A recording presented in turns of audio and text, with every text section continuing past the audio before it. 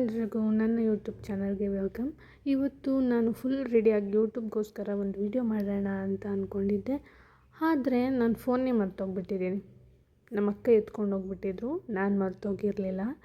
ಆದರೂ ಅವ್ರ ಹತ್ರ ಹೋಗಿ ಮತ್ತೆ ಮಧ್ಯಾಹ್ನ ಫೋನ್ ಕಲೆಕ್ಟ್ ಮಾಡಿಕೊಂಡು ಮಧ್ಯಾಹ್ನ ಮೇಲೆ ಈ ವಿಡಿಯೋನ ಸ್ಟಾರ್ಟ್ ಮಾಡಿದ್ದೀನಿ.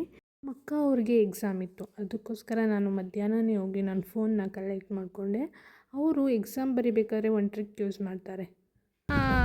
ಎಕ್ಸಾಮ್ ಬರೆದ್ಬಿಟ್ಟು ಊಟ ಮಾಡೋದಂತೆ. ಊಟ ಮಾಡಿದ್ರೆ ಮೊದಲು ಹೊಟ್ಟೆ ಹಸ್ಕೊಂಡು ಎಕ್ಸಾಮ್ ಬರೀಬೇಕಂತೆ. ಇದೇ ಟ್ರಿಕ್ ನೀವು ಯಾವತ್ತಾದರೂ ಯೂಸ್ ಮಾಡಿದರೆ ನನಗೆ ತಿಳಿಸಿ, ಇಲ್ಲ ಕಮೆಂಟ್ ಮಾಡಿ. ಸಬ್ಸ್ಕ್ರೈಬ್ ಮಾಡ್ಕೊಳ್ಳಿ ನಮ್ಮ ಚಾನಲ್ನ, ಇದೇ ಥರ ವೀಡಿಯೋನ ನೋಡ್ತಾ ಇರೋದಕ್ಕೆ.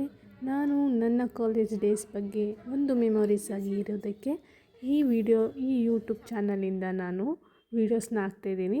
ಸೊ ಇವತ್ತು ನಮಗೆ ಇಂಟರ್ನ್ಯಾಷನಲ್ ವುಮೆನ್ಸ್ ಡೇ ಮಾಡ್ತಿದ್ರು. ಅದಕ್ಕೋಸ್ಕರ ಮಧ್ಯಾಹ್ನ ಎಲ್ಲರೂ ಲೇಟಾಗಿ ನಿಧಾನಕ್ಕೆ ನಡ್ಕೊಂಬರ್ತಿದ್ದಾರೆ.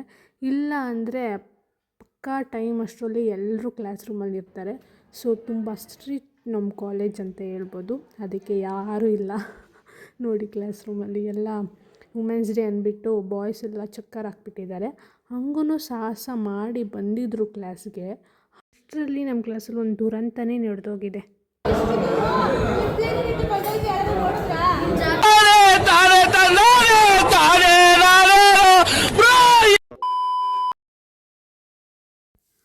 ಅದಾದ ನಂತರ ಸುಮ್ಮನೆ ಬೇಜಾರಾಯ್ತಿತ್ತು ಅಂತ ಹೇಳಿ ಸ್ನ್ಯಾಪ್ ಚಾಟಲ್ಲಿ ಫಿಲ್ಟ್ರ್ ಹಾಕ್ಕೊಂಡು ಎಲ್ಲರ ಮುಖನೂ ಖರಾಬಾಗಿ ತೋರಿಸಿ ಅವ್ರ ರಿಯಾಕ್ಷನ್ಸ್ ಎಲ್ಲ ನೋಡಿ ಆದಮೇಲೆ ಬಾಯ್ಸ್ಗಂತೂ ತುಂಬ ಗೋಳಿಕೊಂಡಾಯಿತು.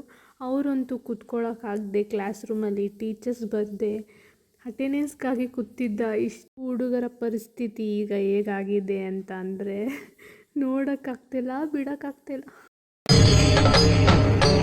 ಇದೆ ಇಲ್ಲೊಂದು ಸಮಸ್ಯೆ ಖಂಡಿತ ಇದೆ.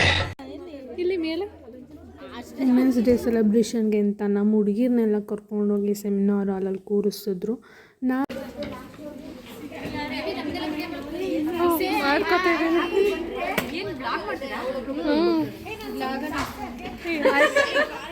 ಆಯಿತು, ಇವಾಗ ಝೂಮ್ ಆಯಿತು.